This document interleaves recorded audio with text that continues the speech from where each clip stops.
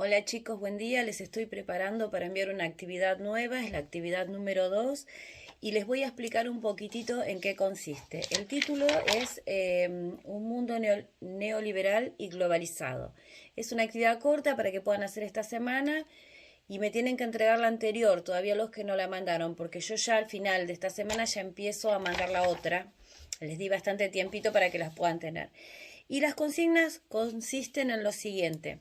Hablamos de a mediados del siglo, perdón, a mitad de 1970, de la década del 70, se produjo el agotamiento del modelo de producción, ¿sí? Es decir, de los países industrializados. ¿Qué sucedió? Empezaron a disminuir las ganancias que ellos obtenían, fue difícil aumentar la producción sin modificar la organización de las empresas. También aumentaron los gastos energéticos, es decir, la energía necesaria para seguir produciendo. Entre ellas el aumento del petróleo, aumentó muchísimo y se terminó la energía barata. Entonces, de acuerdo a esta situación, a este contexto, surgieron determinadas cosas. Los países productores de petróleo empezaron a incrementar sus ganancias porque aumentó el petróleo y empezaron a invertir en ellos, en sus propios países nada más.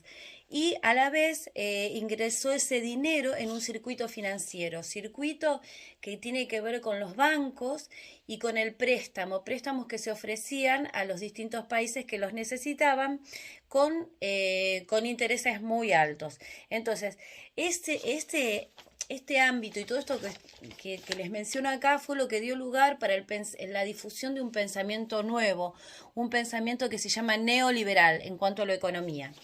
El pensamiento neoliberal tiene las características siguientes. Postula que los mercados deben regularse por sí solos, sin intervención del Estado. Es decir, tiene que ver con las privatizaciones. Entonces, que el mercado puede obtener un adecuado equilibrio en lo económico y en lo social. No intervienen más los estados. Por otra parte, surge el tema globalización. La palabra globalización empieza a hacerse conocida en las últimas décadas del siglo XX.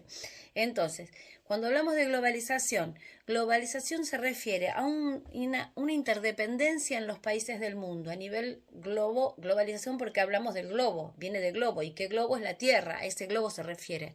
Entonces, se produce una interdependencia en las economías de los distintos países, ¿sí? Por otro lado, involucra a casi todos los países del mundo y comienza a haber un intercambio financiero comercial entre ellos, entre los países.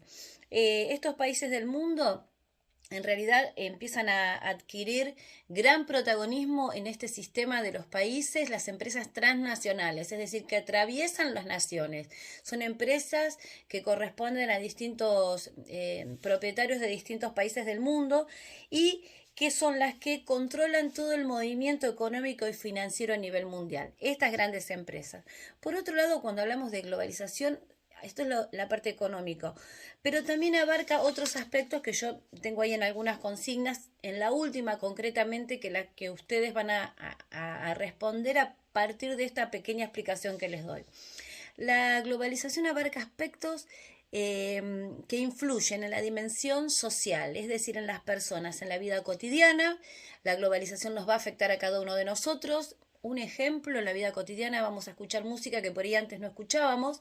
Si bien por ahí escuchábamos música rock, inglés, etcétera, ahora empezamos a escuchar música de países asiáticos, música china, coreana, etcétera. En la difusión de valores, porque empezamos a conocer valores sociales de otras culturas, de otros países.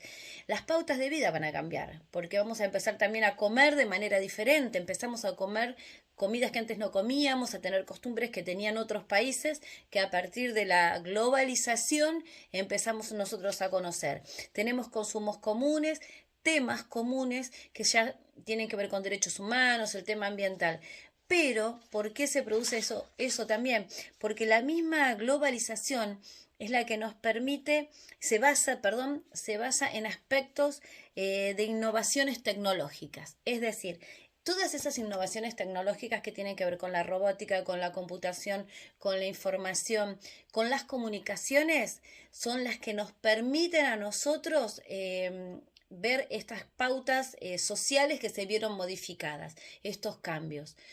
Una de las consignas, la última que yo les pongo es: si la globalización permite la interdependencia, comunicación, etcétera, a todos los lugares del mundo, explicar los aspectos negativos que influyeron más allá de la dimensión económica, como por ejemplo salud y la pandemia actual del COVID-19. ¿Sí?